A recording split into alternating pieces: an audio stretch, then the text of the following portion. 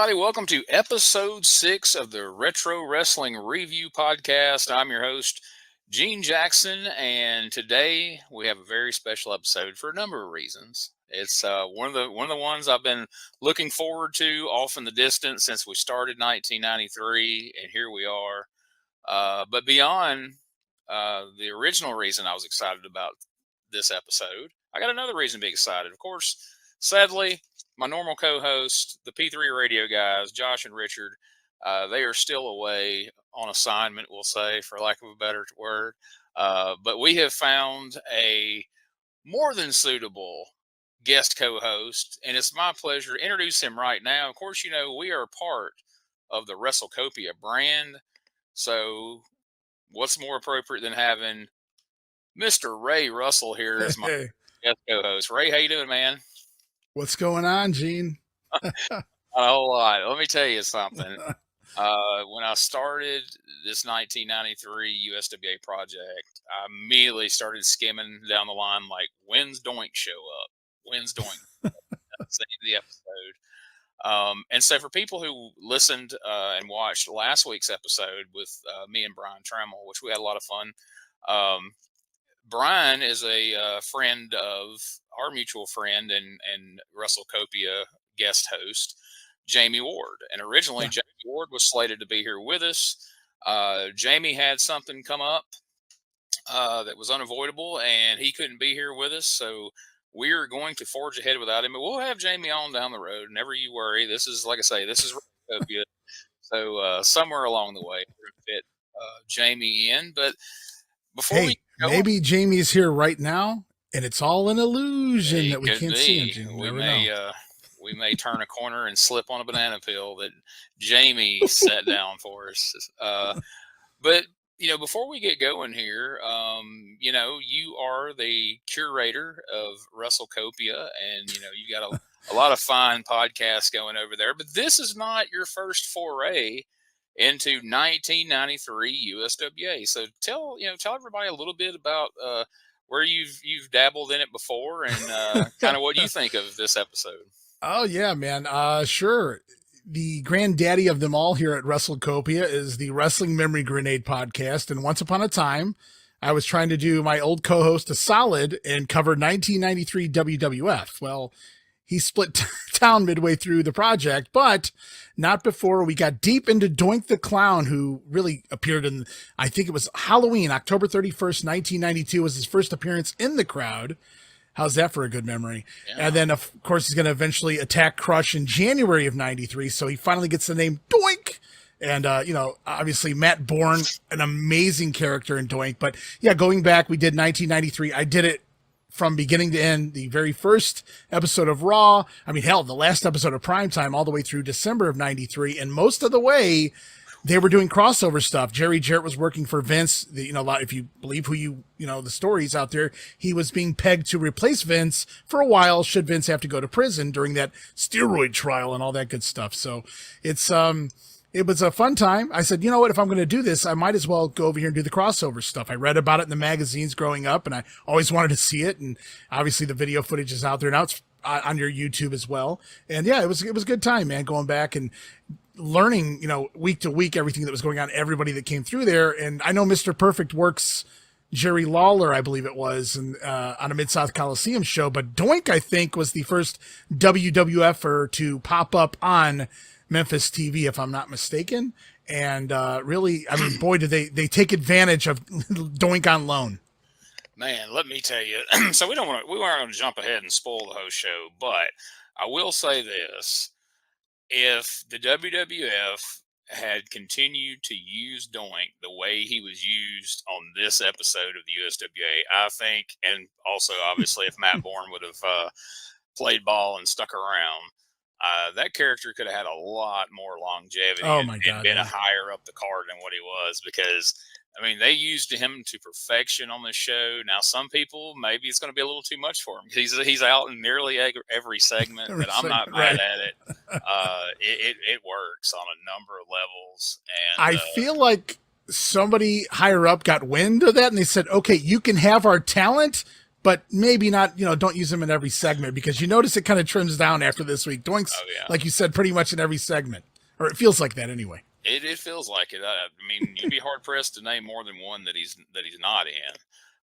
But like I say, he's used very well, and so I'm excited to get into this one. So hey, let's get going. So here we are. This is week 6 of January, or I'm sorry, week 6. We're moving into February, I should say, here in the USWA.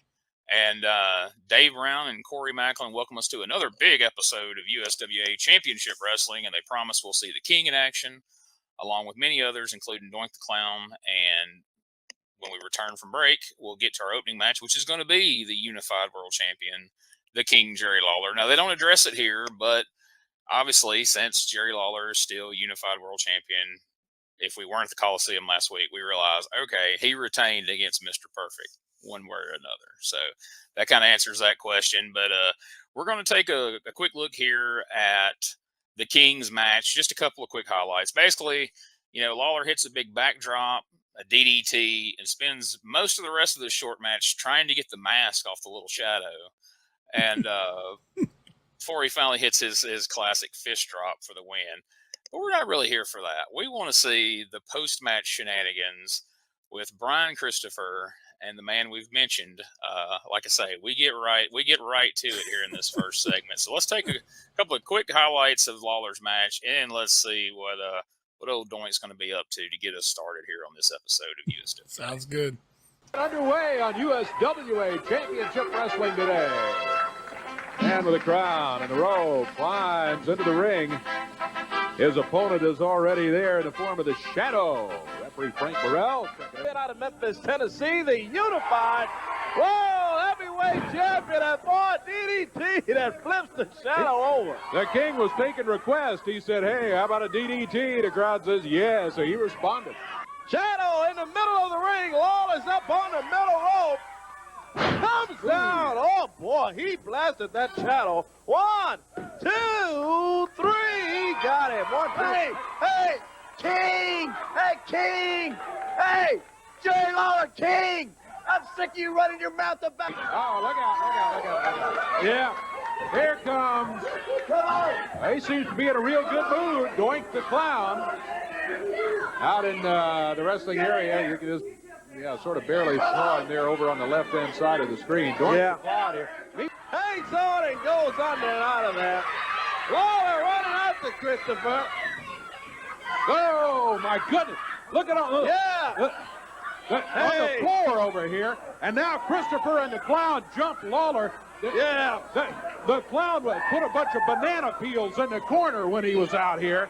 And Lawler slipped on it coming around. And now it is 2 against 1. Christopher and Doink the Clown against Lawler. Yeah, they jump on the King in there.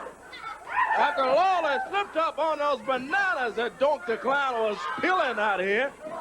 Banana peelings and all, Christopher and the Clown jump on Lawler. Here comes Chef Jericho. And there goes Christopher and Doink. When Doink the Clown came out, he didn't want to get in the ring. Yes, can you see those banana peels over there? That's what. Jumping on the King in there.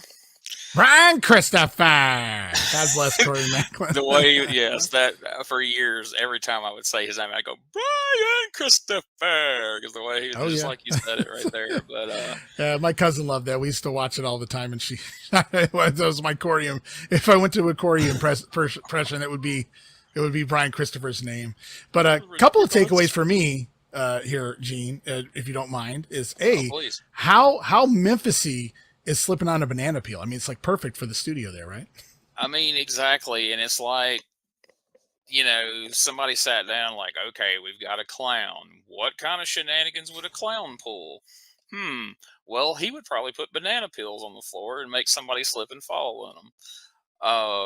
My first takeaway before we get there, has there ever been a more aptly named wrestler than the Shadow? Because he literally looks like the shadow of any wrestler he's standing across in the ring. Yeah, absolutely. Perfect. You got perfect outfit. Any backstory as to who that is? You're pretty good at this, so I'm curious. I have always believed that was Kevin Christian, a.k.a. Kevin Lawler. Okay. Because size wise and you never see Kevin Christian refereeing a shadow match. Okay. So I Fair just enough. assumed that. Now I'm currently trying to negotiate getting Kevin on here for an interview. We can't seem to nail down a time, so I'm going to confirm that once I talk to him. But now the only thing that threw a monkey wrench in that for me was I seen a couple of Paul Neighbors' son, referee Paul Neighbors' son, who does a lot of posting on Facebook. He follows our Retro Wrestling Review Facebook page and shares a lot of stuff, and we share it on the page. He shared some booking sheets that had the shadow, and it had a different name next to it. It wasn't Kevin's name, and it wasn't a name I recognized. So that completely threw me for a loop. So I don't know. So I plan to, even if I can't get Kevin on the show, I'm going to try to pin him down and give him like, all right, Kevin, were you the shadow? I'm pretty sure he was, brother. Yeah, I'm pretty sure he was down the line, at least in later years. But I just assumed it was him here because I've been paying attention, and every time the shadow has wrestled on that same episode, Kevin Christian has refereed almost all the matches. But for that match, at least, Frank Morrell would be out there refereeing, and Kevin wouldn't. I'm like, So, well, before we get into Doink, just two more quick takeaways here. You talk about referees, Frank Morrell. My God. Well, and it goes on for quite a few more years as well. I remember him doing some USWA stuff on ESPN. And again, go back to my cousin. She would be over after school, and they would have him down there reffing sometimes. And we would sit there, didn't know what a Frank Morrell was in that time frame. So we were just making fun of the referee back in the late 80s or 1990, whatever it was. And B, your highlights there, Jerry Lawler, shame on you using a DDT as a transition move. I know, right? That's why I had to include that in there, because I've been watching Jerry Lawler matches my entire life, and I don't know that I've ever seen Jerry Lawler really use a DDT, and at least of all in a random TV match like that as a transition move. So yeah, that was quite surprising. That's why it made it into the highlights for me there. So Brian comes out, as he's been known to do here in recent weeks, as he's coming out each week and he's smack talking the King. But obviously, as he's trying to get the King distracted, we see Doink saunter out there, and he's got a bag in his hand. And they kind of get enough of it, just enough of it on camera. You kind of get the idea, like, all right, he's doing something over there. Finally, after quite a bit of goading, Brian finally gets the King to chase him around the ring. He comes around the corner. Brian jumps over the banana peels. Lawler hits him, wipes out. They attack him. But as you pointed out, such a Memphis-y thing to do, such a classic, like generic, like, what would a clown do? Well, he put banana peels on the floor. But it works, man, because it's the basics of that character, because that is the question. If a clown was a bad guy wrestler, what would he do? He'd do silly shit like this. So to me, he's it's an evil clown Doink here. Yeah, it's classic Doink, and it fits perfect as far as I'm concerned. And then him peeking his head through the curtain there at the end. Those are great. I love those visuals. Like, those are great, like, video stills to use, because just awesome shit with his head peeking out like that. And if we left it at that's a pretty good segment. But no, we're just getting started here, Ray, as you well know. Segment number one. Segment number one. So now we get Burt Prentice coming out, cuts his weekly promo on Bubba Johnson, aka Miss Texas. Last week he had the back alley street brawl with Miss Texas, which, again, if you didn't catch last week's episode for the explanation, inexplicably, and it's not just because it was these two, in other matches with like regular tag teams, a back alley street brawl in Memphis is like a Southern street fight meets a tuxedo match. You're in a street fight where the only way you can win is to strip the clothes off your opponent. And as I told Brian Trammell last week, I'm like, I don't care how big of a Miss Texas fan you are, you got to be cheering for Prentice here, because we want Miss Texas stripped. We don't want to see Burt Prentice get stripped. But apparently that's exactly what happened. Miss Texas stripped down Burt Prentice last week. He lost the back alley street brawl, and now he's out here sporting boxing gloves saying that he's getting the match that he's always dreamed of. Last week, the match he'd always dreamed of was a Back Alley Street Brawl. Now he's been dreaming of having a boxing match with Miss Texas. Now, obviously, we've got a little clip of some of this action, too. Is there anything you want to comment on before we get there? Nah, a couple of shoot comments in there. I'll leave it at that. All right, let's take a look at a little bit of this action here with Burt Prentice and Miss Texas, a.k.a. Bubba Johnson. Boy, they've milked that joke for all it's worth. Big Bubber. Yeah. Come on, you're not going to come out here and try to embarrass me. Embarrass you? Yeah. Like you coming out here, you embarrass your own self. You slept with half of the wrestling promotion. Will you stop that? And then you want to come out here and say you're going to beat me? You know, I don't think so. You jealous. You jealous of me. Yes. I wouldn't want a body like that. Well, Look at that. Look at that. You wish you looked as good as me, you tramp. You're a two-bit I shoot tramp. myself. Oh, really? Oh, really? Oh, really? Yes. Oh, really? Hey, come on, boy, this Doink the clown out here again. Look at it. He and Christopher out here with a pie and threw it in Miss Texas' face. Oh, that's ridiculous. That is just ridiculous. Christopher, you all get out of here with that stuff. That's horrible, man. Oh, goodness. Prentice just threw her down on the floor. Oh, that's All right, Burt. ridiculous, Dave. That is horrible. And look at Christopher and the clown over here. Just celebrating the whole thing. Here comes Lawler Jarrett, and that'll get rid of him. Woo-wee. Good grief. That shot that she took bumped to the studio floor, man. That whole segment there, the end of that'll get you thrown off TV today. Man, you ain't kidding. I mean, I'm guessing since, whatever took place last Monday night, we're like, all right, Burt's got to get some heat back. And, it's all fun and games. Doink throws a pie in her face, And again, if we're back there, if me and you were booking this show and we're sitting there before the show, like, all right, what else would the evil clown do? Like, well, he's got to throw a pie in somebody's face. Come on. That's just that's a layup right there. So we get the pie in the face and we're like, all right, there we go. No, like you say, that's the tip of the iceberg. Man, when he lays her out, like, good grief, that's terrible. And then he goes down and he starts wailing. I mean, those look like some pretty stiff hammer throws, hammer blows right there on the floor. Yeah. It's like, good grief, dude. That's pretty, literally pretty stiff. So, it was something else, man. She's going to be motivated for this boxing match. Boxing, yeah, maybe. Maybe Burt will get some payback. I don't really know how that's going to play out yet, but I got to tell you, dude, when I did the Grenade show and I covered 93, I was more focused on what Doink was doing. So I had completely forgotten how that segment ended until I went back and watched it for the show. And I was like, holy cow, it's like, oh, wow, that was amazing. But yeah, you're right. I was thinking the same thing. What do you do after banana peels? Well, you go to the pie.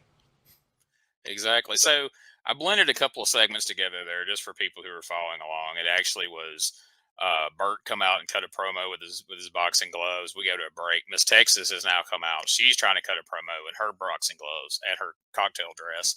And then here comes Burt Prentice out there. We get what just happened. The only thing that I have to call into question here beyond, how that played out with Burt, we just did a gimmick boxing match last Monday night between Mike Samples and referee Paul Neighbors. And now we're already going to another boxing match this Monday night with Burt Prentice and Miss Texas. Like, yeah, seems like whoever's booking right now, they only have hair versus hair matches, boxing. It's like kind of a repetitive thing to a degree. Yeah. The old box of gimmicks must not have a lot of choices in it. They keep drawing out the same ones. The milk's gone bad, Charlie Murphy. Burt managed to work in the line. You've slept with half of the promotion before Dave Brown pulls the mic away and says, "Come on now, Prentice," which is exactly what Lance Russell would have said. Come on now. Come on, Burt. We don't need none of that out here. As I watched that, I could hear your voice doing your Lance impression. I was like, yes, the spirit of Lance is with us in Studio TV5 here. So I should go back and redub all the USWA from while Lance was gone and try to entertain myself anyway. This is what Lance would have said. We'll redub the commentary with you as Lance, and I'll do my best Corey impression, which I don't do as good a one as Richard does, but I try. I heard that. That was good. I loved it. All these years I was proud of my Brian Christopher, but then he did that, and I was like, man. Yeah, and I was like, okay, his is more of just a straight up impression. Like he could call somebody and be like, Corey Macklin just called me, which would be quite the trick if you know the rest of that story. Anyhow, so an interesting little side note here. I think it's like the second week this has happened. So Miss Texas just got laid out. Jerry Lawler and Jeff Jarrett come out to make the save, and they help her. They get her up off the ground. She's covered in pie and everything. Yeah. And they take her through the curtain. So as that's happening, Mr. Clyde, favorite name on the roster right there, Mr. Clyde comes out. Put a lot of thought into that one. Yeah, we've had a lot of discussion about that. Jeff Jarrett goes through the curtain, and I guess just immediately, as soon as he goes through the curtain, he throws his ring robe on. Jacket. As he comes immediately back out in that jacket just to get out there and take the jacket. Gotta right get the jacket out, yeah. Gotta get it over, man. It's like, yeah, man, he had to wear, and then Dave Brown even put over, oh, look at that ring jacket there that Jeff has on. It looks very nice.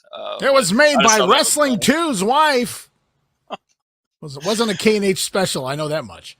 Yeah, at a glance, it looked like a bunch of Post-it notes stuck to a jacket. It cut into strips. Jeff always had a weird ensemble. He did, man. For a baby face, just those tights and the pink boots and everything, it looked like such a heel thing to wear. And then that jacket with it, I'm like, this does not look like a baby face. But it's the 90s. I mean, we've seen Lawler wear some questionable stuff in recent weeks. Sure, he looks like the intro to Saved by the Bell, man. It works for me. Exactly. Yeah. So just folks, you got to remember, we're not in 1985 where me and Ray are usually hanging out watching Memphis wrestling. We have jumped up to 1993, and at times you can feel it. There's still fruit. We had watermelon in 85. Now we got bananas. That's right. That's right. At least they're eating healthy at WMC. That's true. So there's not a lot to this match. Jeff puts Mr. Clyde away with this leaping DDT that we've been seeing him use lately that Richard has fun making fun of at times. But I don't think we need a clip of this match. Do you? Was there anything, a real highlight there that you think we're going to miss? No, there was a low light, that leaping DDT, but that was pretty much it for me. I've had quite a few people message me and, like, hey, man, y'all are kind of rough on Mr. Clyde. He's a really good guy, and he passed away of cancer. And I'm like, look, man, we're just having fun. Like, by all accounts, he's a super great guy.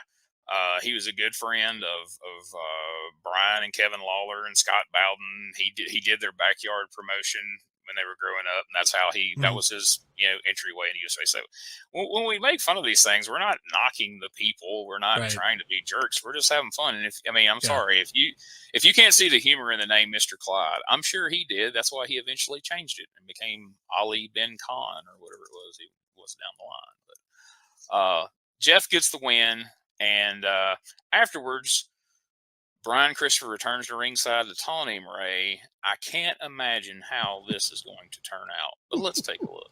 Jake, don't get out of that ring, boy. I'm sick of you talking about me. Hey, come here, Jeff. I'm ready to shut your mouth, boy. Christopher back out here. He was yelling at Lawler earlier, challenging to come back in the ring, but Jeff started out, but he comes back and what's the referee? The referee is telling Christopher to get out of the ring and get out of here. Yeah. Jeff Jarrett over talking to him and now talks to the ref. Watch that look out, that clown is back out here dancing around. Meanwhile, Jeff and Brian over in the corner, and the referee is trying to make sure that they don't get together there. What is he saying? Brian dancing around saying, come on, come on, come on, come on. And there goes Doink the clown. Well, he's leaving again, but he left once before. Brian shoves him. That's going to get Jeff into the ring. He comes after him. And Brian Christopher now out of the ring. Here they go. He's running around the ring. Oh, my goodness gracious. Hey, what is that? Like an oil slick there. That's what. Look at that. Look under the ring there. Yeah, a bottle of oil. That goofy clown. When he was out here, we were watching Brian and Jeff.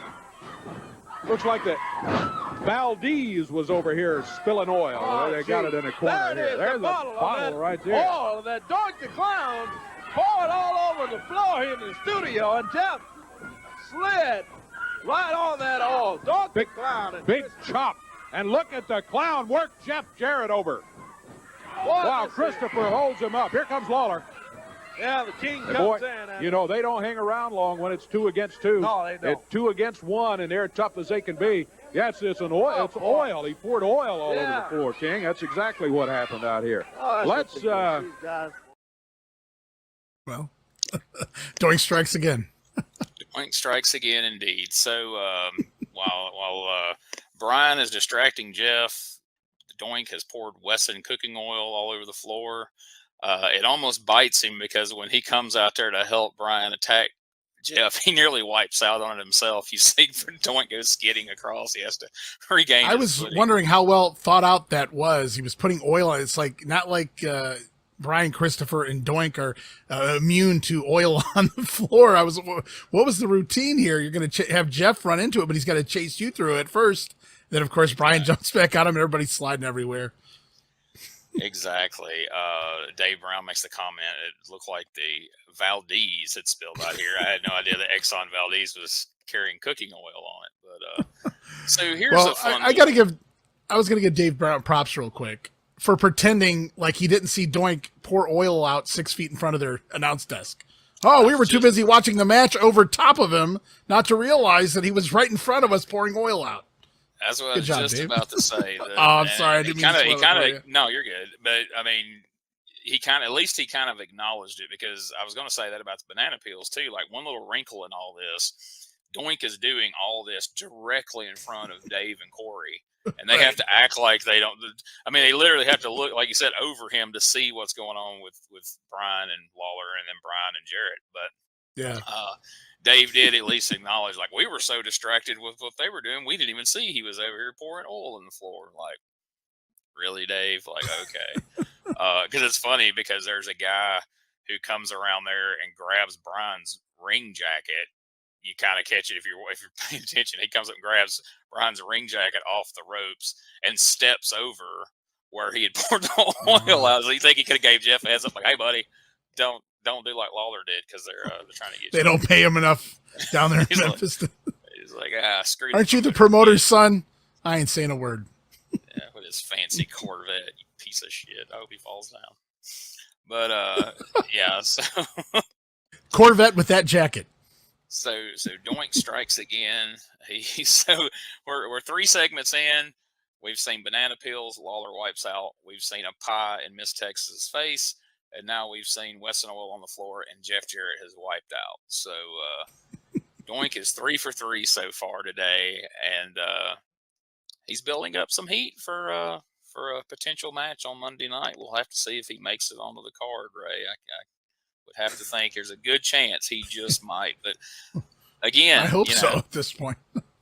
Classic Doink prank. I wish we were going to see more of Matt Bourne as Doink in the USWA. Oh, yeah. He really fits in here, and this is really a place that he can showcase this character and get a lot out of it. So, what could be more Memphis than a clown, pal? Send on the clown. Ha ha. All right. So before we move to the next segment, we're going to take our first podcast commercial break, and then we'll be back to hear what the King has to say about all these shenanigans so far. So we'll be back.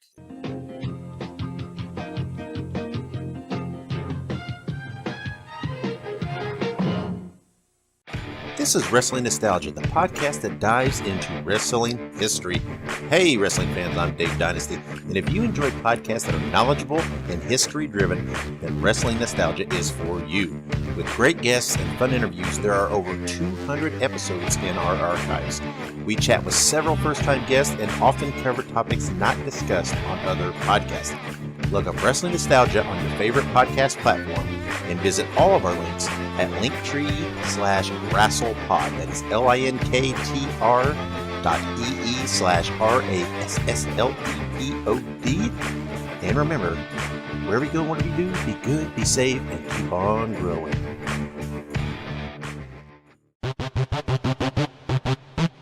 Ladies and gentlemen, welcome to Give Me Back My Pro Wrestling, the podcast that's based on the old school but can still help you find the good stuff from today.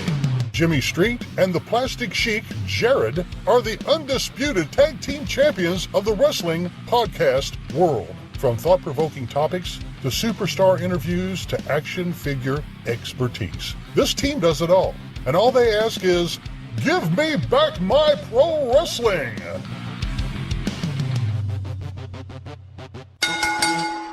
Every other Thursday, wherever you listen to podcasts. Hey guys, this is Wolfie D from PG-13. Check out my podcast, Live and in Color with Wolfie D, every Monday at noon. We're talking Memphis, we're talking ECW, WCW, WWF, everywhere that I've been. We even have some great guests, some Hall of Famers on the show with us. Every Monday at noon, Live and in Color with Wolfie D. Okay, so the King comes out and he addresses that, Doink the Clown, we know where he's from, and he talks about, not being treated well when he traveled up to the WWF, and not because he's from the USWA, but because he's Southern. And he refers to you jerks up north, Ray. Damn Yankees. And then he makes some terribly lame Southern jokes that he claims the wrestlers were saying to him, asking him if he rode a donkey up there and how long he's been wearing shoes. Right. Is that how you treat my people when we come up there, Ray? If I come up there to visit, is this the kind of shenanigans I'm going to have to put up with? Not particularly. Not that I'm aware of. I don't have those connotations, but I don't know. I'll tell you one time when I was a teenager, my cousin from Bakersfield, California came to visit me in Cleveland, Ohio, and I think she was expecting that. I'm like, in Cleveland? Like, what do they teach you people out there in California?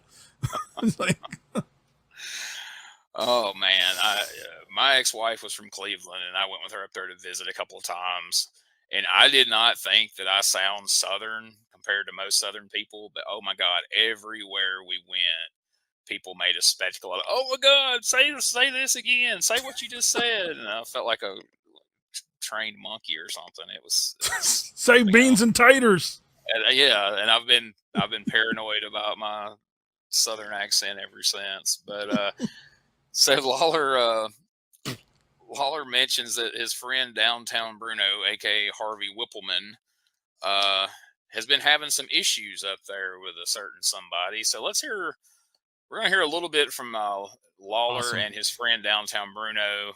Then we're going to hear what the guys had a problem with. So let's first listen to Lawler and Bruno, and we'll see what you have to say about that, and then we'll go from there. Come on out here, Bruno Mania! Bruno, I'm going to tell everybody about your problems that you had up there in the World Wrestling Federation with the Fink. The Fink. The Fink, that's right. There is a little scrawny, sawed-off ring announcer in the World Wrestling Federation by the name of Howard Finkel. Anybody ever heard of Howard Finkel? He's a little bald-headed ring announcer, thinks he's the greatest thing since sliced bread. The truth of the matter is, he's the biggest nothing since the invention of the zero. Is that right, Bruno? Exactly. And some goofy Yankee like Howard Finkel going to try to make me look bad and feel bad up there? Well, I got news for him. He's not going to make me look bad in my hometown, not in Memphis, Tennessee. Because that's where Bruno Mania runs wild. Bruno Mania's running wild in Memphis, Tennessee. And I want Howard Finkel to come on down and get in the ring with me. Bruno Mania, dude. Bruno Mania is running wild in Memphis, Tennessee, and I don't know. It's just so fun how they're so blatant with just the dislike for Yankees and Northern people, and how the studio audience That's the is feud, like, right? Yeah, we love it. All 17 of us. So I'm from Walls. He's cheating a little bit, Bruno. Mississippi. He ain't from Memphis. He's from Walls. In the trailer park. Had to go inside. The skeeters were biting him. My wife came in the room when I was watching this, and she's like, wow, there was no question this show was shot in the South, was it? I was like, no, there was definitely not, because she walked in the middle of this promo, and Bruno's out there, oh, my people from Walls, Mississippi's going to be there. And it's like, good Lord. So I chopped that down. We're going to see a little more of the end of their promo, but from there, we talk about the fact that, according to Lawler, that Bruno Mania has been having a problem with a sawed-off runt of a ring announcer named Howard Finkel, the Fink, as he mentioned there.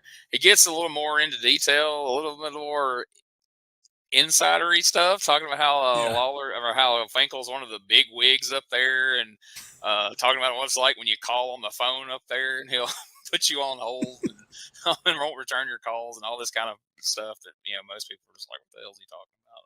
Why would they Right. call him the ring? Why would they call the ring announcer for WWF? Yeah. But anyway, what we're driving at here, believe it or not. So let's just take a step back here for just a minute, folks. And over the years, like I used to get kind of offended when I would listen to shoot interviews and I'd hear some of these wrestlers who really weren't from never really worked the Memphis territory, and they were the more northern guys and lifers from WWF, and they would make fun of Memphis and make fun of Southern wrestling.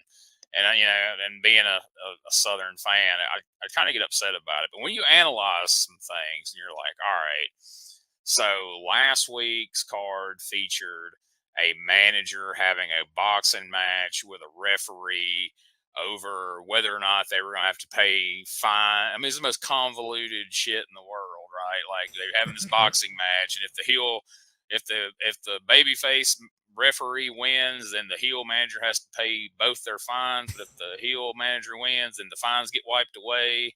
And then this week, we've already talked about, now we've got a manager boxing a female wrestler. And now we're about to have a WWF manager have a wrestling match with the most famous WWF ring announcer of all time. So let's hear what Howard Finkel has to say about this, and let's see if it seems he's taken kindly to all these insults towards the North. Ladies and gentlemen, allow me to introduce myself. Some of you may know me, and some of you may not. My name is Howard Finkel. I'm also known as The Fink, and I am the premier ring announcer in the World Wrestling Federation, the very best in wrestling today. As of late, I've been having a problem with a man I know as Whippleman, but apparently you people here in Memphis know as Downtown Bruno. My goodness, that has to be the stupidest name that I've ever heard. Who could walk around the streets of Memphis and call himself Downtown? Give the man a road map, he wouldn't know downtown from uptown. That's how dumb he is. I know that I'm going to have to come down from the Big Apple and fly down to Memphis, Tennessee this Monday night at the Mid-South Coliseum and step into the ring with Downtown Bruno. Give me a break. Doing his best. Andy Kaufman even had a visual. It wasn't so app, but it was an apple. So I give him that much.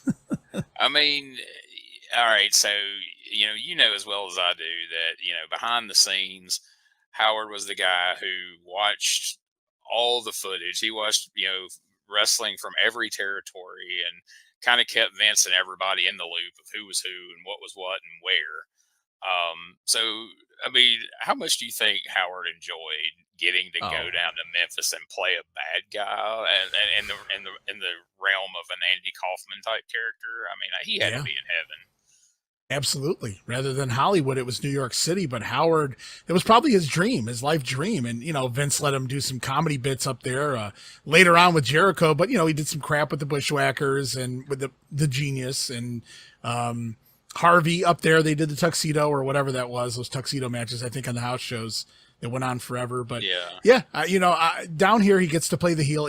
I'm not going to call it serious, but in his world, he was probably being fairly serious and having a fun time. I think, I don't know Howard personally. I didn't know him, but I would have to think this was the greatest time of his life. And so, folks, if you're just listening to this, watch the video version, because some people are going to listen to that promo and swear that was AI. But no, that was actually Howard Finkel in that promo. That was really him, and there's video to support that.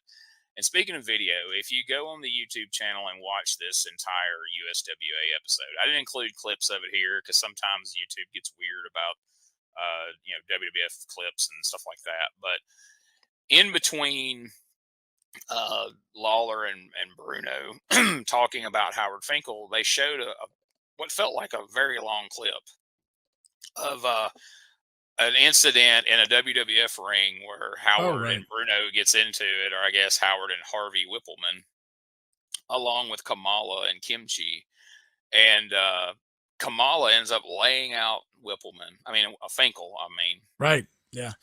nails him And this with a was big shot splash. specifically for Memphis. Yeah. So here's what I'm driving at. I want to get your thoughts on this if you watch Okay. this close, because anybody who's ever listened to the Something to Wrestle podcast with Bruce Pritchard would have you believe there's never been a rib in WWF in history. Nothing they've ever done has ever been a rib. It's all been totally on the up and up and serious. So Howard Finkel gets splashed by Kamala. They roll him over and put him on a stretcher. And it's Bruce and Sergeant Slaughter and I think was Gerald Briscoe out there with him, I believe. I mean, it was a whole slew of them out there.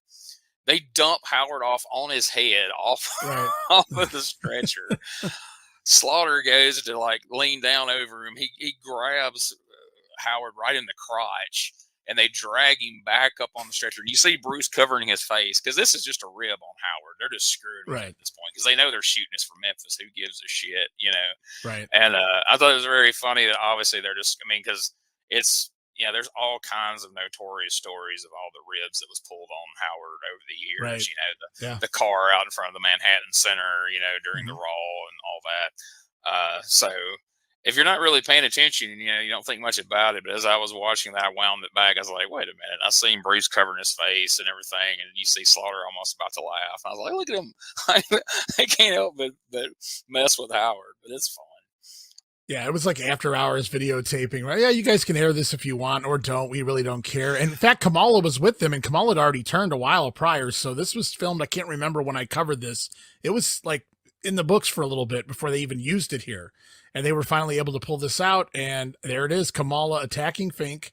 And Fink gets carried out on the stretcher. Like you said, some fun shenanigans go on. But Fink being stretchered out of the arena there at the TV tape. It was like a Superstars taping or something like that. So it's kind of interesting to see a segment that was technically dark for the WWF, but it's airs elsewhere. And they use it, you know? That's pretty cool. So they air Howard's promo, and Downtown Bruno gets a little bit fired up. So let's hear a quick response of Bruno Mania from Howard's promo that he just cut. Let me tell you something, Dave Brown. Look here. First of all, Howard Finkel, I'm proud to be a redneck. But see one thing. A redneck is a man. You're not a redneck. You are white trash. When I get you in that ring in Memphis, Tennessee, everybody from Memphis, everybody from the Mid-South area, everybody from Wiles, Mississippi is going to come down and see this redneck show you, Yankee white trash, what you are, a piece of garbage. And I got one more thing to say, Dave. You might think you're bad. You will be bad when Downtown Bruno gets through with you. That means beaten, annihilated, and destroyed. And you know why? Because it's like Mama says, it be that way sometimes. Oh, yeah. Pythons, baby. I'll tell you what, I'm going to get a hold of you right here. I may not have pythons, but I got me a couple earthworms here. They're going to wring the life out of your Yankee neck, Daddy. Believe me, I'll be there. Just like somebody said, Howard Finkel, the last guy that came down here and talked like that was Andy Kaufman. And you know what happened to him, is that right? Yeah. Yeah, you gave him cancer with those pile drivers. If Tux Newman is to be believed, that is exactly what happened, Ray. And Eddie Gilbert and everybody else. Eddie Gilbert and any number of people over the years. But yeah, we had to get that earthworms line in there, brother. That's good stuff. So it's happening one-on-one. Downtown Bruno, Howard B. Whippleman, Ooh, Howard Finkel. Howard Finkel, white trash. He's not cool like Quang or well done. It's got to be the first time in Howard's life he ever got called white trash, I'm quite sure, by a guy from Wild, Mississippi. Boy, that's one of those pot and kettle situations, no doubt. Bertha fails, straighten him out, man. So much fun stuff with Bruno over the years. I'm looking forward to meeting him in Jonesboro at this Legends of Memphis shindig up there. It should be fun. So now Corey Macklin runs down what's going on around the area. Lots of appearances from the Honky Tonk Man being advertised, despite the fact that he's only appeared once on television and never on any of the Mid-South Coliseum shows. Although they teased him to potentially, or Jeff Jarrett teased that he could have potentially been the Rock and Roll Phantom last week, but no, that wasn't the Rock. Anybody who laid eyes on the Rock and Roll Phantom immediately knew who the Rock and Roll Phantom was, and it was not the Honky Tonk Man. Unfortunately, seems like I've seen that guy under a different mask somewhere. Holy cow, you've seen that guy under. I mean, I know I've said this on regional wrestling quite a few times, but folks, take my word. If you ever find yourself in a Memphis trivia situation and the question is who was under a mask in Memphis, Don Bass and Roger Smith will get you the right answer 9 times out of 10, just about. I guarantee you. So absolutely. If you don't know, throw them names out there. You're probably going to get it right. So, so after the break, Dave Brown welcomes Richard Lee over his weekly rant about Mike Samples and the Bruise Brothers as the USWA tag team titles continue to ping pong back and forth between the Bruise Brothers and the Moondogs. And Lee mentions that this week it's going to be a 6-man tag team match with he and Samples teaming with their respective tag teams, and the manager's hair will be on the line. And it's like we said earlier, man, it's like there's so many stipulations and gimmicks that are out there, but man, Memphis is going to the well on boxing and hair matches.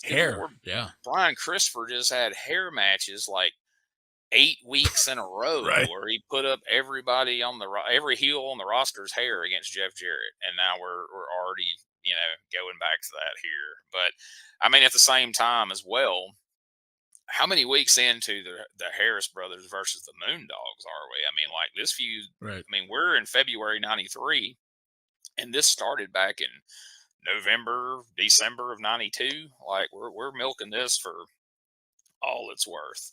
It's like 4 years in Memphis years, dog years. Yeah, exactly. I mean, because when you're doing weekly shows, and people are coming buying a ticket on Monday nights, and they just keep seeing variations of this match. Of course, now we've got a new and improved Moondog, Splat of all things. Splat.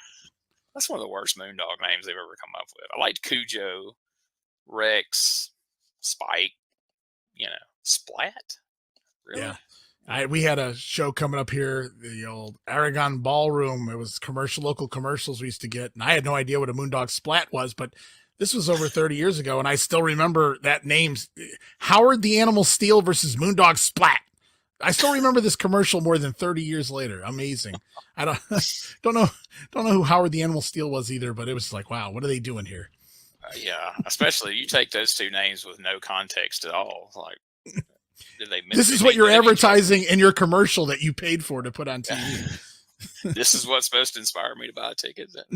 Howard the Animal Steel.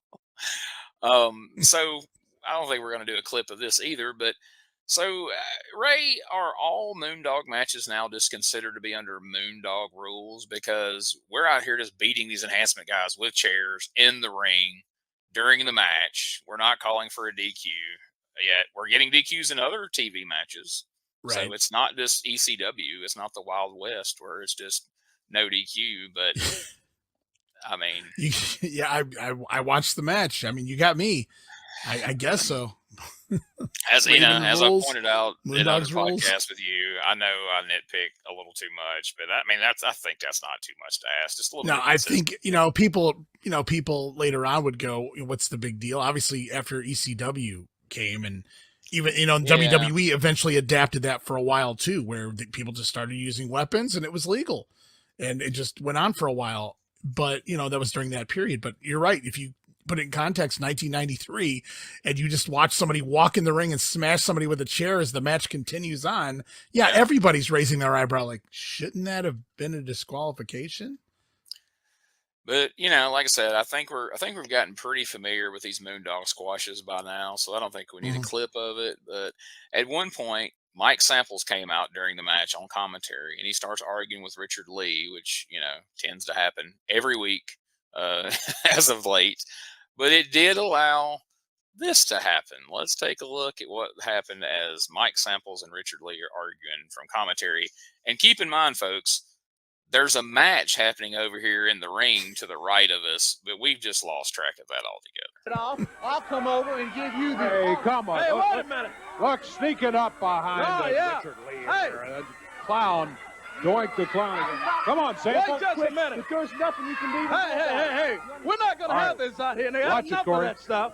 And we're not going to have that. We'd have enough of that pot throwing and stuff. This is ridiculous, and we're not going to have it out here. Now, don't do it. Now, hey, none of that stuff. Don't do it. All right, Sam. What are you doing?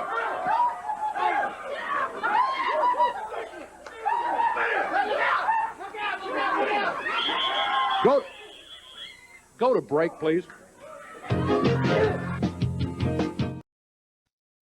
Awesome, Dave Brown there. He's a little pissed off. Yeah, I got a little Lance Russell with powder on him in him right there.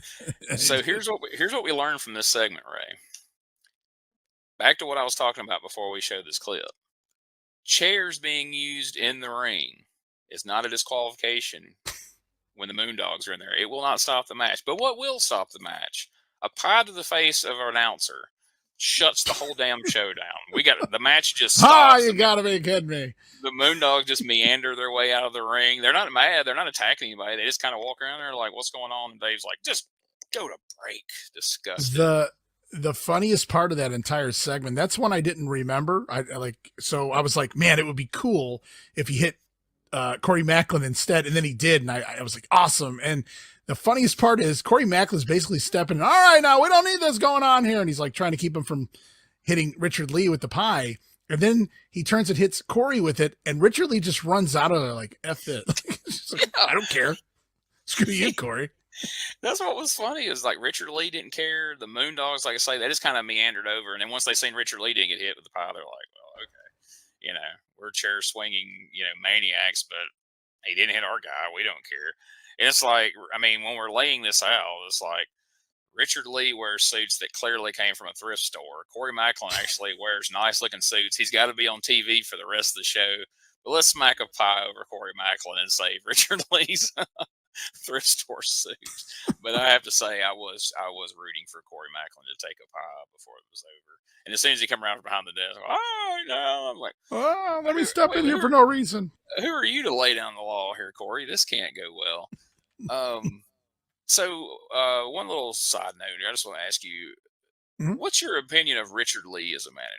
The times you've seen him, however much. So Richard Lee, like so many before him and so many after him, was I don't want to call him a darling, but he was one of those guys that was showcased like crazy during that period in time. So not getting the USWA, I got the Dallas version up until that ended on ESPN in the summer of 91. And then I didn't see USWA again on my TV until the fall of 94 when they brought it back locally in syndication.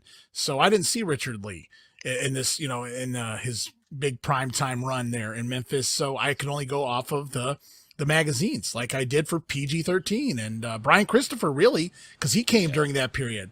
And so you believe the hype, right? You believe Mondo Clean was the next big thing until Damian Demento debuted, right? So, those after mags, they were very powerful things. And so to never see Richard Lee, I was like, oh, this guy must be awesome. Like, you're a kid and I was a kid, young teen.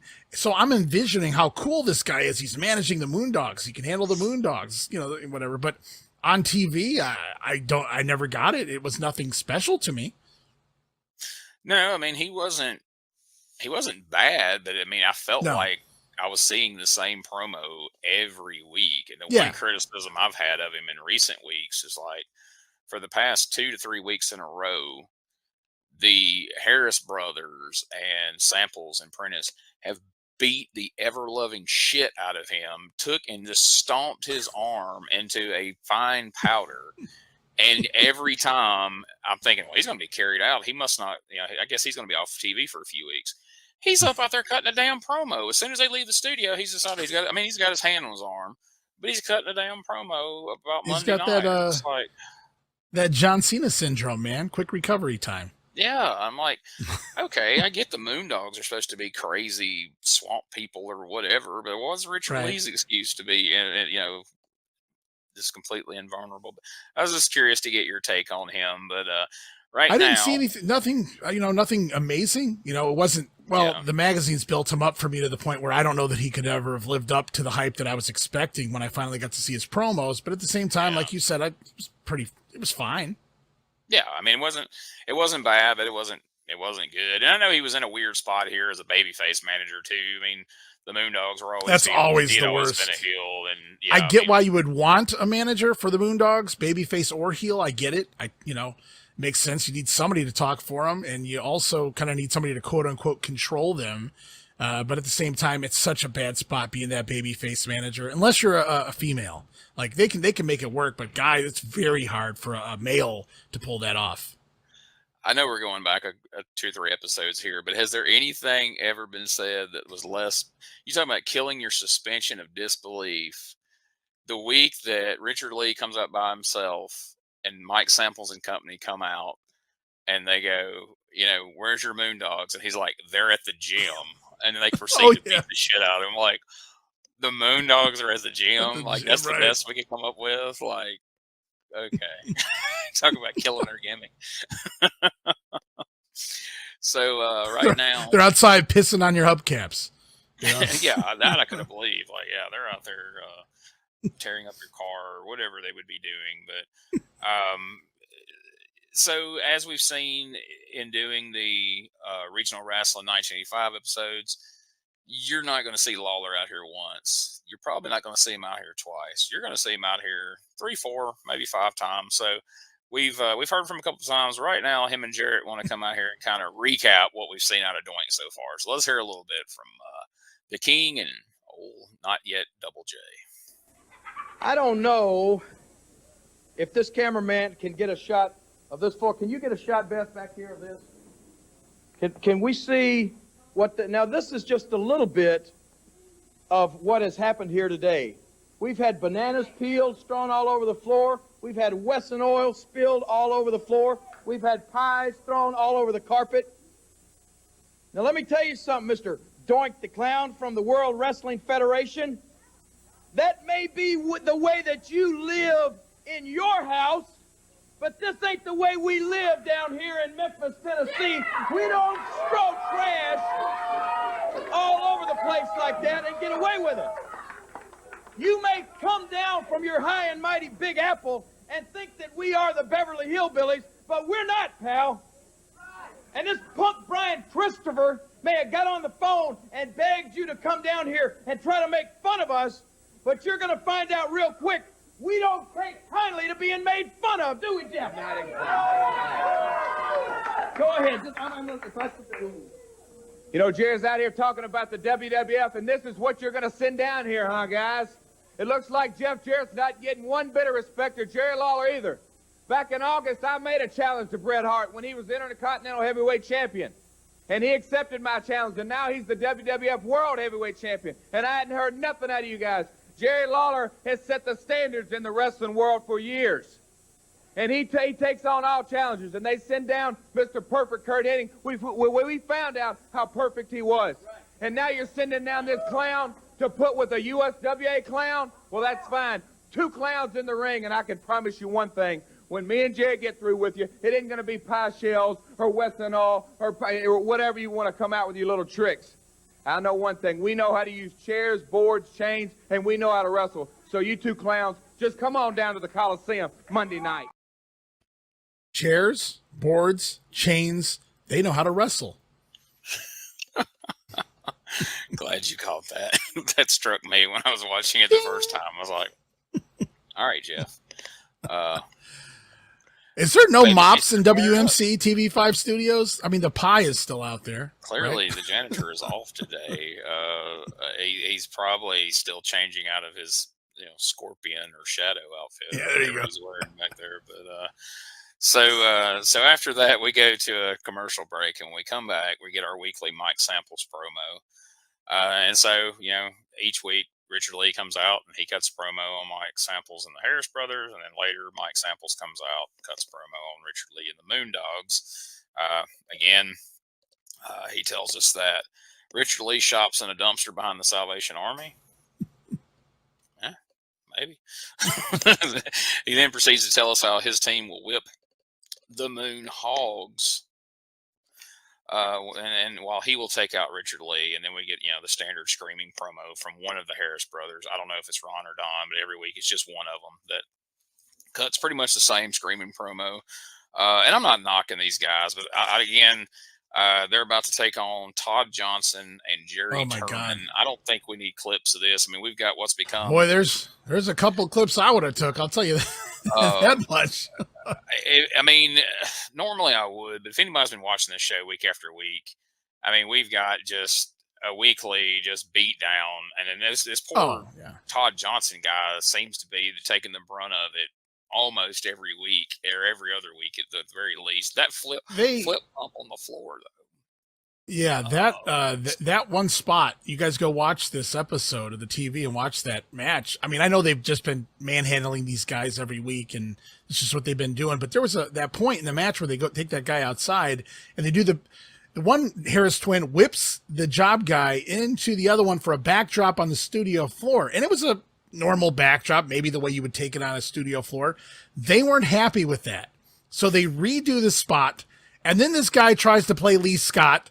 And he takes this ridiculous backdrop, unbelievable, on the studio floor for absolutely no reason and likely no pay. Oh, yeah, definitely no pay.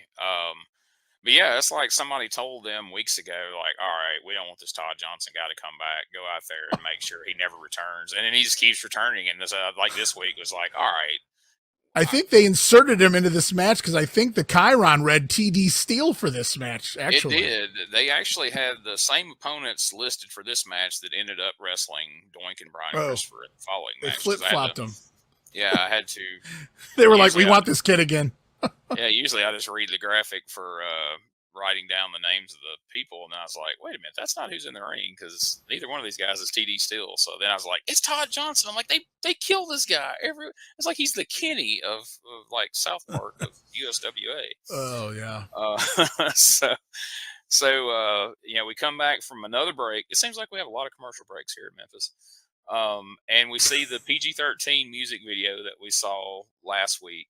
Yeah. And they are on their way, folks. PG-13 will be making their debut in a couple of weeks. And I recently had the chance to interview Wolfie D, and we did a pretty deep dive on the origins of PG-13, specifically this music video, the making of this video, and who wrote the rap and whose idea it was and all that. So it was a really fun interview. Wolfie's a good dude, and he really didn't mind really getting into it and telling us all about how PG-13 came together. So look for that in the coming weeks. We'll be talking to Wolfie, and we also will be talking to JC Ice, Jamie Dundee. So we're going to school you on everything PG-13. So be ready for that. So nice. Now, well, maybe not everything. Well, no, if Jamie's coming on, maybe everything. Yeah, everything and then some. And then you can decipher for yourself what's true, what's not, and what's appropriate and what's not. And we can guess who's going to say the appropriate stuff and who's going to say the inappropriate stuff. Yeah, they've come a long way since JC the Ice Baby. That's for sure. Sure enough, man. So now I guess we're going to call this our TV main event, even though it's featuring, TD Steele and Jimmy Sadler, and that's not a knock on those guys, but with USWA Southern Heavyweight Champion Brian Christopher, as you say, teaming up with Doink the Clown. They're going to have Burt Prentice out there with them, and needless to say, we've got some clips of this match. But I think again, this, just like this whole show has been a good showcase for Doink the Clown. I think this match was a really good showcase. So let's take a look at a few clips, and I'm looking forward to hearing your kind of analysis of this match on the other side of it. Did you see what the Clown did? He's got a flower on. He's squirting people in the face with it. Oh, yeah. Boy, come on. My goodness. Squirting the fans. And that wouldn't have been so bad if it hadn't been for all the other stuff that he's done today. Hey, get in the ring over there now. Finally, the referee says, ring the bell. Yeah, come on. Hey, lead Corey along. We had enough of them out here all day today. Big power move from the Clown that flips TD Steele over. There are a lot of things about this Doink the Clown. Of course, we've seen him wrestle, and he can do that. What's another tough move on TD Steele? He's got a body scissors. He wrapped his legs around his torso there and able to scissors him and hold him down on the mat. It's not a pin position, but This is one of those holds where you exert a lot of energy. On the Clown, and he steps in. Clown is a big guy, too, and a big chop on TD still. Man, you could hear that one all the way across the river. Well, he lit TD up with that chop. The Clown up on the top rope in there. He's up on the top one and drops down on Tim Sadler. And Brian Christopher, about as happy as I've seen him in a long time. He's dancing, he's celebrating, he's feeling good. This Doink the Clown can go. No doubt about it. He can go, and he and Christopher make one good tag team, too. I have to add that. But the kind of stuff they use, the tactics they use, the things they do with that, every bit of it's just stepping in the ring with this Clown and Brian Christopher. Look at Doink the Clown. Stretching that left leg of Tim Sadler in there. Boys, he's stretching him. Yeah, it's kind of a jackknife almost as he's got that leg pulled up, putting the stretch on the muscles that run down the back of the leg. Oh, Sadler submits, yeah. Boy, he submits to that hold, but that's a tough hold, and Doink the Clown just holds on to it. TD still run over to try to get. TD still coming there pushing on Doink's shoulder. Come on, man. Let him go. Let him go. So, like I say, this match really showcased, what Doink could do. Like, we've seen all the silliness of the clown aspect of his character. But then he shows the fans in Memphis that, he can wrestle. He's a rough character. He couldn't just work. Matt Bourne's so underutilized, but I think a lot of that was his own demons.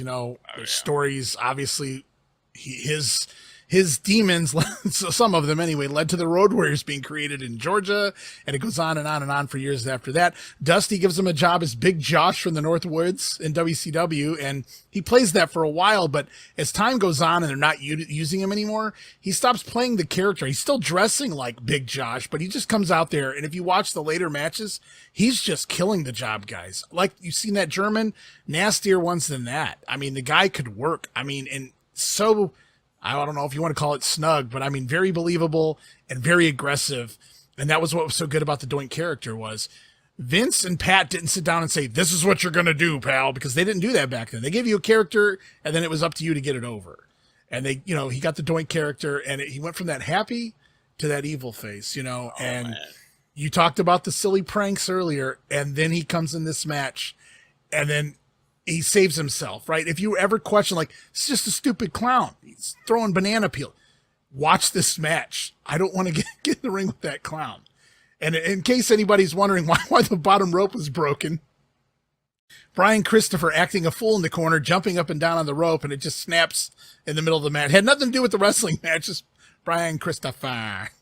Jumping up and down, snaps the rope. And then so after the match, they attack the guys using the rope, the bottom rope that's broken off, which brings Lawler and Jarrett out there, which, clears the heels out and gets us another setup with those guys. But, man, I feel like I know there was extenuating circumstances and Matt Bourne ends up leaving and all that. But like I said earlier, if Matt Bourne could have avoided his demons that, you alluded to, and they really could have stayed the course with this character and portrayed him in the WWF the way he was portraying it here.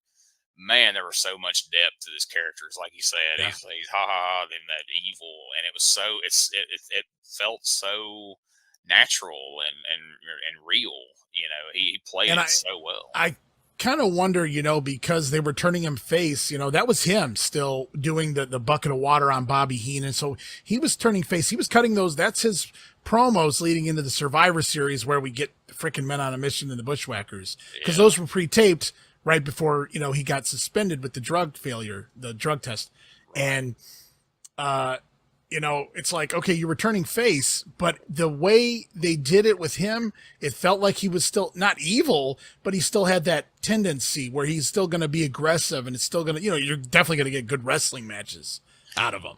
Yeah. And then unfortunately they replaced him with Bam Bam Bigelow's buddy, which is why they wind up feuding. And that guy comes in and, I'm only covering this because my son just started binge watching Raw from the beginning again. And he was getting through that period and I watched that Raw and I remembered it because I covered it in that 93 grenade stuff. There's this, like one of the very first matches with Doink, the new Doink. They bring this guy out there and say, Matt Bourne was a wrestler. Get out there and wrestle. They give him an 8-minute squash on Raw to go wrestle. And that's all he does is wrestling moves, mat moves. But it wasn't Matt Bourne. Okay, you know how to do moves. The aggressiveness wasn't there. You're right. I mean, it's one of those hindsight characters for me, though. As a kid, I didn't appreciate it as much. I love Matt Bourne. I read in a magazine or something that it was Matt Bourne, so I liked it. It was fine. But it was still a clown. But when I go back and when I did the grenade, a whole new appreciation for how well he played it. And I think he played it so well that it was one of those things where the fans were, turning him babyface. But if he would have stayed there, and as you mentioned, the way he was playing it, I think even as a babyface, he was going to stay true to the character, and he would have played it the same way. It just been one of those deals where, well, now he's doing these things to people we don't like, so now we're behind it. He's still a crazy son of a bitch, and we don't know what he's going to do. But he's doing it to people we don't like, so yeah, I don't think we would have ever gotten the Dink stuff or any of that stuff. No. I think it would have been a different route had they still had the original talent. I mean, this Ray Apollo who replaced him, he came out of left field because I didn't really know much about him, and then he gets a job like that.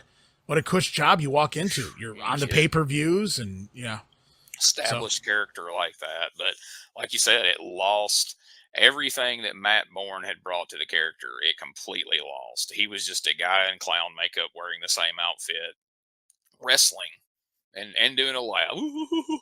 But he didn't have any of the rest of the characteristics, and it went downhill quick. Like it was over. Luckily, this is so early on, right? This was just 2-3 weeks removed from him beating the crap out of Crush on WWF TV with his arm. He pulled his arm right out of his socket, and he beat him with it. If you listen to Vince anyway. Yeah. And so, this to me, I think is probably him coming down here and working a lot of this character out. This is, I don't know how many tapings we're in as far as, that's all that was aired to that point. He was into it. You have to imagine if they had sent some of them WWF guys that had been long timers down there and told them, oh, you're going to work 7 out of the 9 segments. They would have scoffed at it. But I think Bourne was like, okay, let me figure out what I can do. I'm going to do this and that and see what works. And he did an excellent job. And so after that match, after they just ran in and made the save, we get another Lawler and Jarrett promo, which more of the same. We don't need to go there. But we get a Doink and Brian Christopher promo. Let's see some highlights of this because, again, this showcases the ebb and flow of Doink throughout the course of this promo, the ups and downs. And let's check this out. Who is the smartest man in the world, Dave Brown? Tell me, Dave. It has I'm not going to say Brian Christopher if that's what you want to hear. You don't need to call me Brian. Just call me the Brain. Brian the Brain, I like that because I am the smartest man in the world today, along with Doink. I came to Tennessee thinking that everybody had a sense of humor down here, and I find the only people laughing is Brian and myself. I thought all the hillbillies were funny. I used to watch the hillbillies when I was a kid, and I used to laugh. Oh, I used to laugh. And Jerry Lawler, no, let's call him Jed Clampett. And Jeff Jarrett, let's call him Jeffro. Ellie Mae. He got the blood out. He does resemble Ellie Mae a lot. It doesn't appear that they find things too funny. Just trying to have a good time. So in the Mid-South Coliseum this Monday night, boys, you don't know what lurks behind this face. You think I'm all fun and games? Well, I want you to know, I may be laughing on the outside. My smile is only skin deep. If you could see inside, I'm crying. And you might join me for a weep. Monday night in the Mid-South Coliseum. You're not messing with the little boys you've been in here wrestling with. You're wrestling me. And the brains of the Mid-South right here. Oh, Brian, my buddy. So you come prepared, and you will by the end of the night. And I want you to laugh real loud if you can. Wow. I mean, that's good stuff. I like this at the beginning, right here. Yeah, you go from the bunny ears to like just classic. Talk him into the Coliseum promo at the end, and you don't get a lot of whole lot of those outside of Jerry Lawler. He's the one that sells the tickets, but Matt Bourne basically cutting a big time promo in the Memphis studio to get the people in there, and I loved that. Was amazing. Yeah, I'm glad that Lawler had the foresight to let Doink get the last word, because he definitely, for me, if I'd have been on the fence, I'd have been like, oh man, we got to see this. But we'll talk more of that type of talk here in just a moment. Right now, we're going to take our last podcast commercial break, and then we'll let Dave run down the card for Monday night, and then we'll talk about the card, and we'll see how you feel about today's show and if it would have compelled you to go see the card. So let's take a quick commercial break, and then we'll be right back with the card.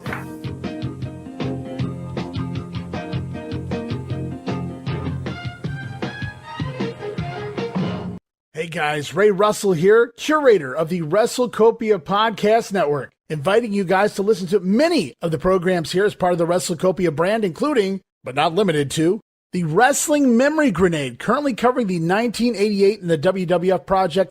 You can also listen to the Regional Wrestling Podcast, where we talk the territories, whether it's Jamie Ward with Georgia 81, Roman Gomez with the UWF in 1986, or Gene Jackson covering Memphis in 85. 3 projects going on right now over there at Regional Wrestling. You can also listen to the Wrestling Stoop with the legend himself, Bob Roop.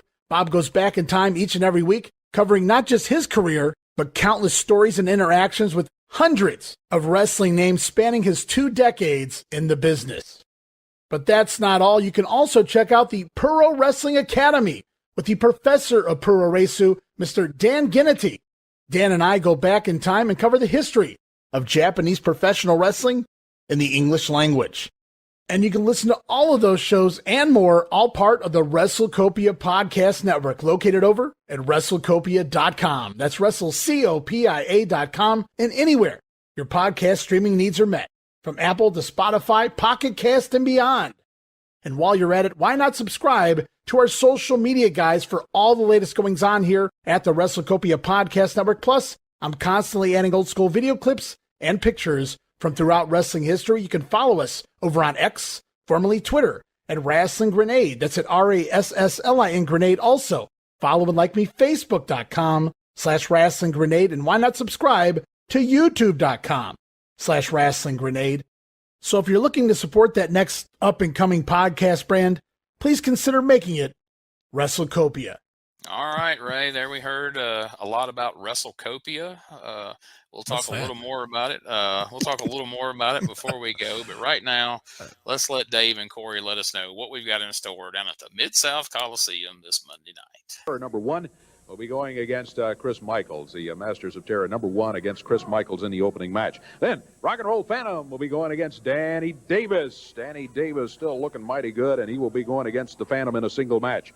Boxing match coming up. Gloves will be on. Burt Prentice against Miss Texas. Prentice keeps running his mouth about that Bubba Johnson business. Miss Texas says, I've had enough. I'm going to shut your mouth once and for all. Put the gloves on. Show up Monday night at the Mid-South Coliseum, and that'll be the match. Downtown Bruno is going to be climbing in the ring against Howard Finkel. Look forward to that one. After seeing the interview with Finkel, I can understand why Downtown Bruno doesn't like him. I mean, Lawler said you don't like him either, just what he's been around the WWF. So Howard Finkel will be in here, not in his customary role as a ring announcer, but in the ring, and he will have to face Bruno Mania. Downtown Bruno. What do you say? Didn't have Python who's going to wrap those earthworms around him and make him pay. Downtown Bruno goes against Howard Finkel. Then 6-man tag team action. Moondogs and Richard Lee, all of them in the ring.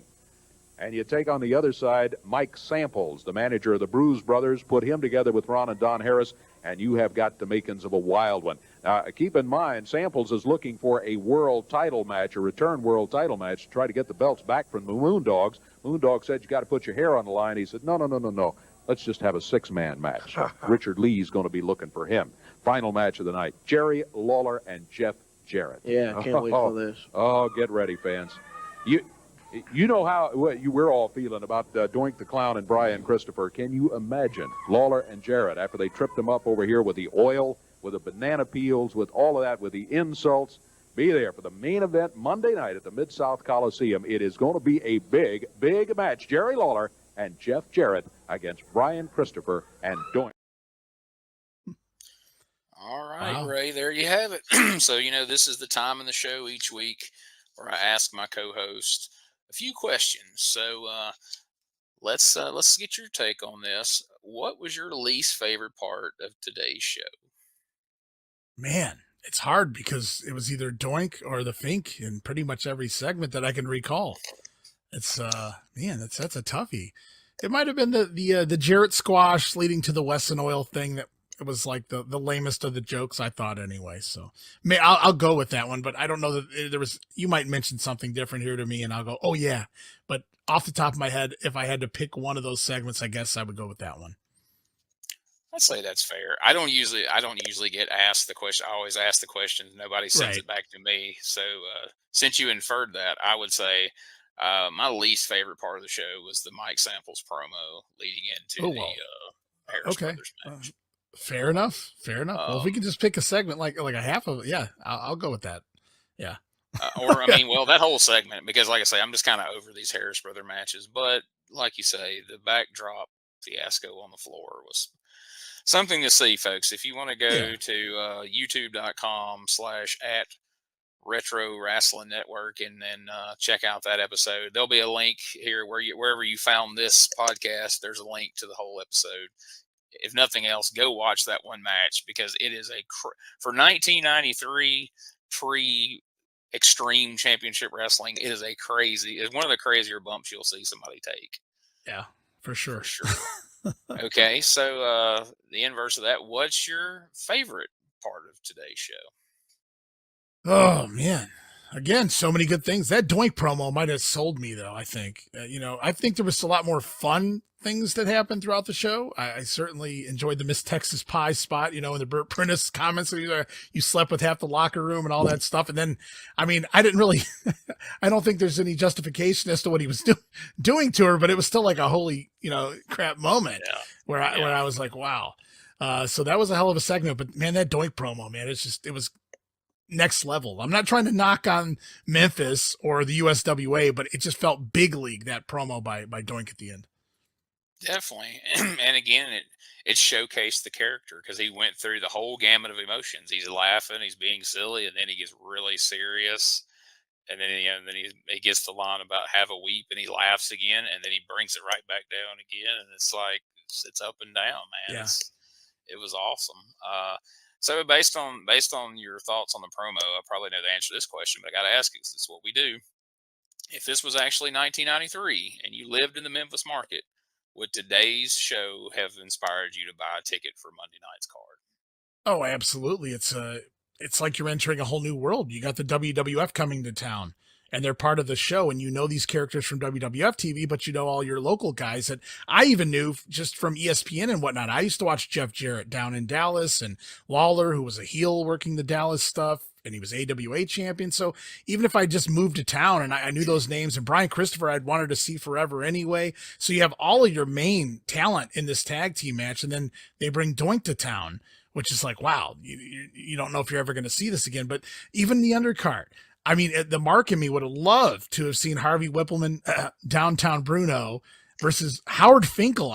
Before they did it to death, with the tuxedo nonsense in the WWF, to see Howard Finkel in a wrestling ring doing something of physical, involvement. Yeah. Sign me up. So I think they did an excellent job. Yeah. It's like, I've seen this guy ring announce WrestleMania main events, and he's in my local arena wrestling in a match against Downtown Bruno. Like, I've got to be there for this. What in the world is this going to be?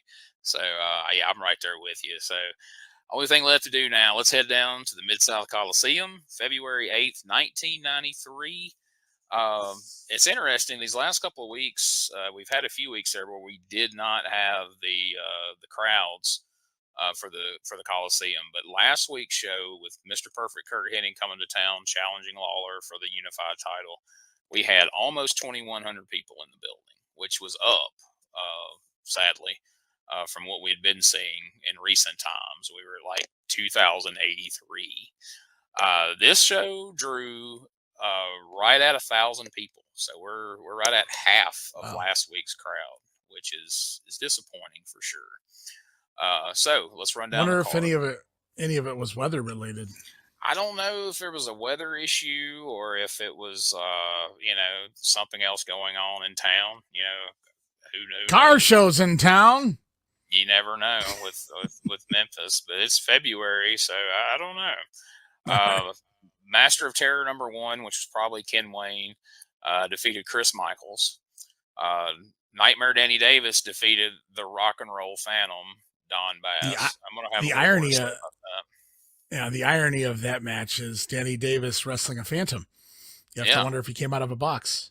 And if you don't get that reference, please check out Regional Wrestling 1985 because. Sorry for the crossover joke. No, I love it. That's what we want, man. We want everybody to check out. I mean, if you like Memphis in '93, you'll love Memphis in '85. Well, that might not be a fair statement, but check it out. See what you think. Macho Man Randy Savage is there. He'll be here soon too. Spoiler. For now. Burt Prentice defeated Miss Texas in the boxing match. Wow. So the Bubba Johnson saga is clearly going to live on for another week here. Howard Finkel fought Downtown Bruno to a double disqualification. So even in the manager's ring announcer match, we couldn't come to a clean finish. Good old Memphis. Howard Finkel is not to do jobs, pal. Yeah, I'll send him down there, but he's not putting over Harvey Whippleman, pal. Mike Samples and Ron and Don Harris defeated Richard Lee and the Moondogs, which would lead us to believe Richard Lee had his head shaved. They don't state that, but that was the stipulation. So surely they made good on the stipulation, being Memphis. But keep in mind, folks, I mean, a lot of people were upset with me because I raised such a stink last week that 5 out of 7 matches ended in DQs. Apparently, I shouldn't have criticized that. But, okay. Now, before we tell the result of the main event, I do want to circle back to one thing. This just bugged me when I read the results. And it's not because it's Danny Davis. I love Nightmare Danny Davis. I grew up a big Nightmare Danny Davis fan in Continental and Memphis. My co-host, Josh Briley, is his nephew. Right. But last week, Jeff Jarrett, who's been a bona fide main eventer here in USWA, he's been Southern Heavyweight Champion up until just a couple of weeks ago, beat the Rock and Roll Phantom by disqualification. And this week he's in the main event. But Nightmare Danny Davis straight up beat the Rock and Roll Phantom in the second match this week. We couldn't have just had Jeff Jarrett beat him last week and not do one of 5 DQs? Anyway. Yeah. I don't expect you to have an answer for that. That's a rhetorical question. It's Memphis, pal. That's all you can say. It really is. I mean, how many times have we said that in the regional wrestling podcast? And because I mean, I've told everybody for years, like, oh, Memphis is like one of my favorite promotions. It was so awesome. And I mean, you can tell everybody. Are we like, still doing the bicycle? Are we still doing the bicycle air, in '93? I think we are. I think we're still bicycling this dude because I was there for a few weeks. I stopped doing it because it felt redundant. Like every week they would do Memphis TV, and then they would leave Memphis, drive to Nashville, and do last Monday night's card in Nashville on Saturday night before coming back to Memphis on Monday and doing this week's card. So they were still a week behind in all the other cities. So that was still a thing all the way in '93. I think all the way up. I don't think that changed until like the Power Pro days. I think all the way through USWA that was the case. All right. I didn't mean to cut you off. You said I said something off air or something like that. Oh, no. I was just going to say that I know people are sick of me hearing me say this, and I've said this to you off air many times. It's like, I have all this love for Memphis wrestling, but like me and you started digging into '85, and we're getting these cards where, half the, 4 out of 5 matches are DQs. We're getting DQs in Texas death matches. We got Phantom title changes and just a lot of weird stuff going on. But anyway, it's going to get better. I have faith. Keep watching and listening, folks. It's got to get better, right? Absolutely. So it's not getting better right now, though, but we'll find out why. So our main event that we've been building towards, Jerry the King Lawler and Jeff Jarrett versus Brian Christopher and Doink the Clown. What a main event.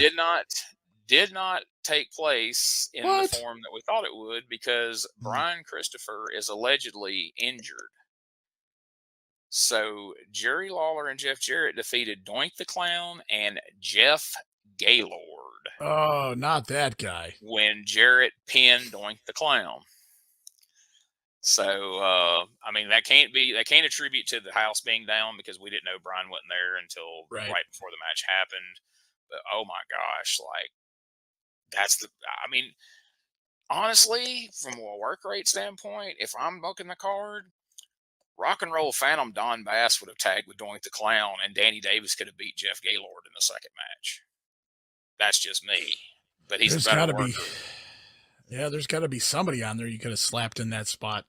Burt Prentice. I mean, Howard Finkel. I don't know, like anybody but Jeff Gaylord. So, but we apparently we had agreed on the front end that Doink was coming to town, and Doink was going to do the JOB, and he did it for Jarrett, to his credit, so that was our main event. I guess the only thing I can figure is, I guess Brian must have got hurt on the Saturday night Nashville show, because he was fine on TV. So I guess when they left, the lingering effects of slipping on the oil, perhaps. Could be that maybe he hurt his ankle when he did those Kevin Sullivan gut stomps to that poor enhancement guy on TV. I forgot to mention those when we got through watching the videos. Yeah, the old Sullivan there, but. Yeah. Anyway, he had to have either gotten injured in Nashville or whatever little spot show they did that Sunday night. But anyway, it leads to Jeff Gaylord teaming with Doink the Clown. Right. And, I'm sure Doink wasn't thrilled either. But anyway, we had our first, two big WWF stars. I mean, yes, we had Mr. Perfect here last week, but we've had our fair share of Kurt Hennig in Memphis over the years, so that didn't feel quite as unique as it was to have a character born, bred, and invented in the WWF like Doink the Clown. Right. And who's more of a WWF lifer than Howard Finkel, So I'm sure it had to be disappointing for, Lawler and everybody to be like, oh, damn, we brought somebody fresh off WWF TV, and our house, was half what it was last week. But yeah, that's crazy, man. We're not giving up, though. We got more to come from the WWF here in the USWA. Oh, yeah. So, it's going to go on for quite a while. Oh, yeah. So we are going to stay positive, and things are going to continue to get better, and we're going to have fun with it no matter what. And, man, it's been fun. It's been fun having you here this week, Ray. Thank you for tagging in.